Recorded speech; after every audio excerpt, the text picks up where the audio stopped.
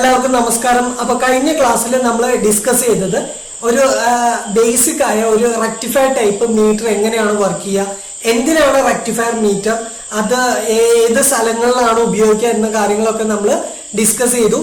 അപ്പൊ നമുക്കറിയാം, നമ്മൾ കഴിഞ്ഞ ക്ലാസ്സിൽ പഠിച്ചു അല്ലേ, അതായത് എ സി സപ്ലൈ നമ്മൾ എന്ത് ചെയ്യും, അപ്ലൈ ചെയ്യും, എ സിനെ ഡി സി ആക്കും. അതൊരു റെക്ടിഫയർ ഉപയോഗിച്ചിട്ടാണ് എ സിനെ ഡി സി ആക്കുക. ഈ റെക്ടിഫൈ ചെയ്ത ഡി സി സപ്ലൈ ആണ് നമ്മൾ PMMC മീറ്ററിലേക്ക്, എന്ന് വെച്ചാൽ പെർമനന്റ് മാഗ്നറ്റിക് മൂവിംഗ് കോയിൽ മീറ്ററിലേക്ക് കൊടുക്കുക എന്ന് നമ്മൾ പഠിച്ചു അല്ലെ. അപ്പൊ നമ്മൾ റെക്ടിഫയർ യൂസ് ചെയ്യണം. റെക്ടിഫയർ മെയിൻ ആയിട്ട് രണ്ട് ടൈപ്പായിട്ട് ക്ലാസിഫൈ ചെയ്യുന്നു എന്ന് പറഞ്ഞു. ഒന്ന് ഫുൾ വേവ് റെക്ടിഫയർ, രണ്ട് ഹാഫ് വേവ് റെക്ടിഫയർ. അപ്പൊ നമുക്ക് രണ്ട് രീതിയിൽ നമ്മുടെ മീറ്ററുകൾ എന്ത് ചെയ്യാം, കണക്ഷൻ ചെയ്യാം. അതിൽ ഒന്നാമത്തെ ടൈപ്പ് എന്ന് പറയുന്നത് ഹാഫ് വേവ് റെക്ടിഫയർ ടൈപ്പ് ആണ്. അപ്പൊ നമുക്ക് half wave rectifier type meter എങ്ങനെയാണ് വർക്ക് ചെയ്യാന്നുള്ളത് നമുക്ക് മനസ്സിലാക്കാം. ഓക്കെ, അപ്പൊ സർക്യൂട്ട് ഡയഗ്രം നോക്കുക. നമുക്കറിയാം ഹാഫ് വേവ് റെക്ടിഫയർ എന്ന് പറഞ്ഞു കഴിഞ്ഞാൽ നമ്മൾ ഉപയോഗിക്കുന്നത് എന്താണ്, ഡയോഡ് ആയിരിക്കും. ഒരു ഡയോഡ് മാത്രമായിരിക്കും എന്ത് ചെയ്യുക, യൂസ് ചെയ്യുക. ഒരു ഡയോഡ് മാത്രമായിരിക്കും എന്ത് ചെയ്യുക, യൂസ് ചെയ്യുക. അപ്പൊ ഇവിടെ നമ്മൾ ഡയോഡ് കണക്ട് ചെയ്തു. നിങ്ങൾ ശ്രദ്ധിക്കേണ്ട കാര്യം, ഡയോഡ് എപ്പോഴും എന്ത് ചെയ്യും, ഫോർവേഡ് ബയാസിംഗിൽ മാത്രമായിരിക്കും എന്ത് ചെയ്യുക, കണ്ടക്ട് ചെയ്യുക. അപ്പൊ ശ്രദ്ധിക്കുക, ഫോർവേഡ് ബയാസിംഗ് ആണെങ്കിൽ അവിടെയുള്ള റെസിസ്റ്റൻസ് എന്ന് പറയുന്നത് 0 ആയിരിക്കും. റിവേഴ്സ് ബയാസിംഗ് എന്ന് പറഞ്ഞു കഴിഞ്ഞാൽ അവിടെ ഉണ്ടാവുന്ന റെസിസ്റ്റൻസ് എന്ന് പറയുന്നത് ഇൻഫിനിറ്റി ആയിരിക്കും. ക്ലിയർ ആയോ?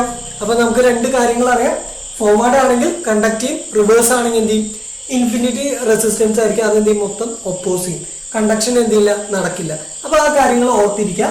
ഇനി കൺസ്ട്രക്ഷൻ നോക്കിക്കഴിഞ്ഞാൽ ഒരു AC സിഗ്നൽ കൊടുക്കുന്നു. അതായത് നമുക്ക് മെഷർമെന്റ് ചെയ്യാനുള്ള സിഗ്നൽ, ഹൈ ഫ്രീക്വൻസി സിഗ്നൽ എന്ത് ചെയ്യും, അപ്ലൈ ചെയ്തു. ഇവിടെ ഒരു റെസിസ്റ്റൻസ് എന്ത് ചെയ്യും, ഡയോഡിന് സീരീസ് ആയിട്ട് കണക്ട് ചെയ്തിട്ടുണ്ട്. അപ്പൊ ഈ ഒരു RS എന്ന് പറയുന്ന റെസിസ്റ്റർ ആണ്. അപ്പൊ അതെന്തിനാണ് ഈ RS കണക്ട് ചെയ്തിരിക്കുന്നതെന്ന് വെച്ച് കഴിഞ്ഞാൽ, അതായത് നമ്മൾക്കറിയാം ഡയോഡിന്റെ VI ക്യാരക്ടറിസ്റ്റിക് നോക്കിക്കഴിഞ്ഞാൽ നമുക്കറിയാം,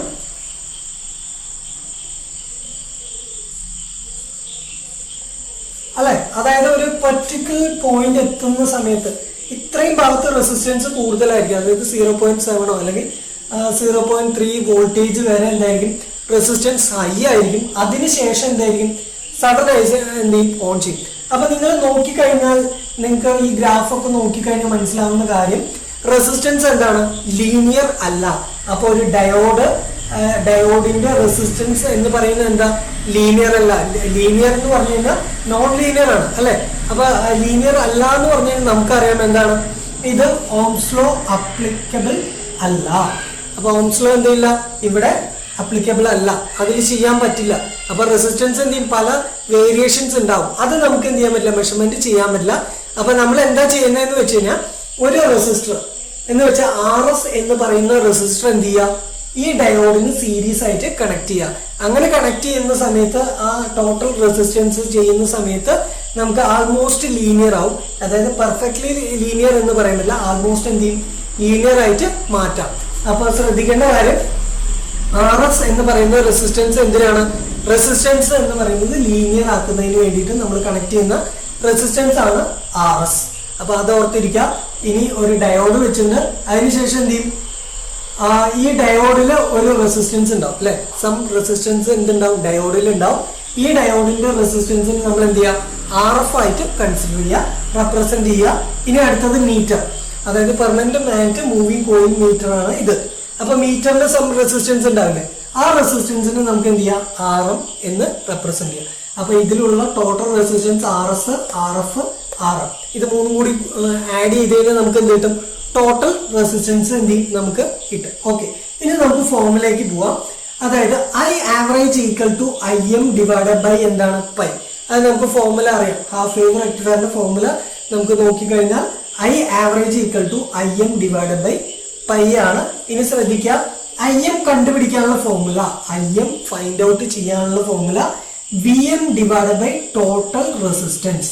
ക്ലിയർ ആയോ? അപ്പൊ IM കണ്ടുപിടിക്കാനുള്ള ഫോർമുല എന്താണ്, VM divided by total resistance. അപ്പൊ നമ്മൾ എന്താ ചെയ്യുന്നത് വെച്ച് കഴിഞ്ഞാൽ, ഈ IMന്റെ സ്ഥാനത്ത് ഈ ഒരു VM divided by total resistance എന്ത് ചെയ്യുക, സബ്സ്റ്റിറ്റ്യൂട്ട് ചെയ്യുക. അപ്പൊ IMന്റെ സ്ഥാനത്ത് നമ്മൾ കൊടുക്കുന്ന സമയത്ത് ഇവിടെ എന്താ, VM divided by ഈ പൈ അതേപോലെ വന്നു. ഇനി എന്ത് ചെയ്യുക, ടോട്ടൽ റെസിസ്റ്റൻസ് ഏതൊക്കെയാണ്, ടോട്ടൽ റെസിസ്റ്റൻസ് എന്ന് പറഞ്ഞാൽ R S plus R F plus R M. അപ്പൊ നമ്മൾ എന്ത് ചെയ്യുക, R S plus R F plus R M എന്ത് ചെയ്യുക, ആഡ് ചെയ്യുക. ഇനി അടുത്ത സ്റ്റെപ്പ് എന്താണെന്ന് വെച്ച് കഴിഞ്ഞാൽ ശ്രദ്ധിക്കുക. അതായത് നമുക്ക് വി ആർ എം എസ് കണ്ടുപിടിക്കാനുള്ള formula V M divide by √2 ആണ്. അപ്പൊ വി ആർ എം എസ് കണ്ടുപിടിക്കാം വി എം ബൈ √2. അപ്പൊ വി എം കണ്ടുപിടിക്കാൻ എന്ത് ചെയ്താൽ മതി, ഈ √2നെ ഇങ്ങോട്ട് കൊണ്ടുവരിക. അപ്പൊ നമുക്ക് എന്ത് കിട്ടും, V M equal to √2 into V R M S എന്ന് നമ്മൾ എന്ത് ചെയ്തു, അറിയാം, നമ്മൾ ഫൈൻഡ് ഔട്ട് ചെയ്തു.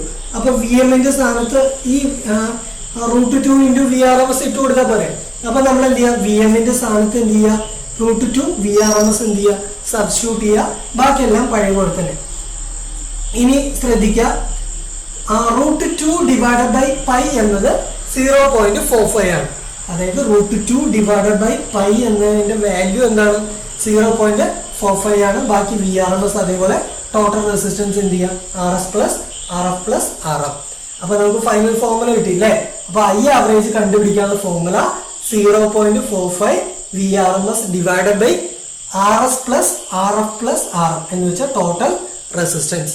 അപ്പൊ ഇതാണ് ഹാഫ് വേവിൽ നമ്മൾ ഒരു എ സി സപ്ലൈ കണക്ട് ചെയ്താൽ ഐ ആവറേജ് കണ്ടുപിടിക്കാനുള്ള ഫോർമുല ഇതാണ് 0.45 V R M S divide by R S plus R F plus R M. നമുക്കിനി ഇതേ സപ്ലൈയിലേക്ക് എന്ന് വെച്ചാൽ ഇതേ സർക്യൂട്ടിലേക്ക് ഒരു ഡി സി ആണ് സപ്ലൈ അപ്ലൈ ചെയ്യുന്നത് വിചാരിക്കുക. അപ്പൊ നമുക്ക് ഒരു ഡി സി സപ്ലൈ എന്ത് ചെയ്യാം, നമ്മൾ കണക്ട് ചെയ്ത് കഴിഞ്ഞാൽ ഇത് കണ്ടിന്യൂസ് എന്തായിരിക്കും, ഫോർവേഡ് ആയിരിക്കും. എന്ന് വെച്ചാൽ കണ്ടിന്യൂസ് എന്ത് ചെയ്യും, കണ്ടക്ട് ചെയ്യും. അപ്പൊ ഈ കണ്ടീഷനിൽ എന്താ സംഭവിക്കാൻ നോക്കാം. അപ്പൊ വി എസ് എന്ന് പറയുന്നത് equal to V R M S അല്ലെ. നമുക്കറിയാം ഡി സിയിൽ എന്താണ്, വി എസും വി ആർ എം എസ് എല്ലാം എന്തായിരിക്കും, സെയിം തന്നെയാണ്. അപ്പൊ നമുക്ക് എങ്ങനെ എഴുതാം, V S equal to V R M S എന്ന് എന്ത് ചെയ്യാം, എഴുതാം. ഓക്കെ, ഇനി ശ്രദ്ധിക്കുക, I M equal to, I M എന്ന് പറയുന്നത് എന്താ, മീറ്റർ കറണ്ട് ആണ്, നോട്ട് മാക്സിമം കറണ്ട്, മീറ്ററിലൂടെ ഒഴുകുന്ന കറണ്ട് ഈക്വൽ ടു അപ്ലൈ ചെയ്യുന്ന വോൾട്ടേജ് വി എസ് അല്ലെ. നമുക്കറിയാം ഐ ഈക്വൽ ടു എന്താ, വി ബൈ ആർ. അപ്പൊ V S divide by total resistance R S plus R F plus R M.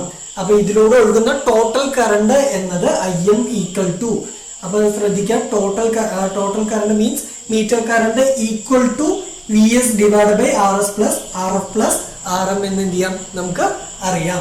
അപ്പൊ നമുക്ക് നേരത്തെ അറിയാം, നേരത്തെ ഫോർമുലയിൽ നമ്മൾ കണ്ടുപിടിച്ചു എ സിയിൽ എങ്ങനെയായിരുന്നു, I M equal to 0.45 V R M S divide by R S plus R F plus R M ആണെന്ന് നമുക്ക് എന്ത് ചെയ്യാം, മനസ്സിലായി. അപ്പൊ നമുക്ക് എങ്ങനെ എഴുതാം, അതായത് I M into D C, I M എന്ന് പറഞ്ഞു കഴിഞ്ഞാൽ V S divide by R S plus R F plus R M.